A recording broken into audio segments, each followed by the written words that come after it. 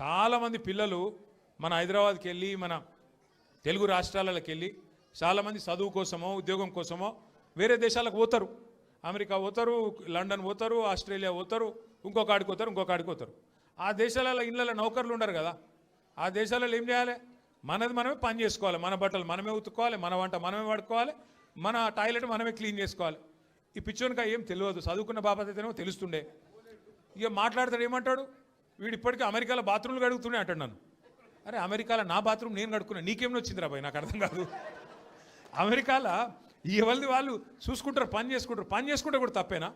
ఎవరి ఇళ్ళలో వాళ్ళు బాసాన్లు తోముకుంటే తప్ప, ఎవరి ఇళ్ళలో వాళ్ళు బట్టలు ఉతుకుంటే తప్ప? అంటే మరి మా ఆడపిల్లలు మీరందరూ ఉన్నారు, ఇంటి పని అంతా మీరే చేస్తారు, మరి ఇంటి పని మొత్తం మీరు చేస్తే తప్ప అది?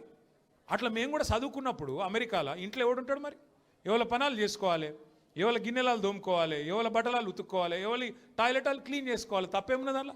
దాన్ని పట్టుకొని టాయిలెట్లు క్లీన్ చేసేటోడు నీ లెక్క సంచులు మోయలే, నీ లెక్క దొంగ పనులు అయితే నేను చేయలే.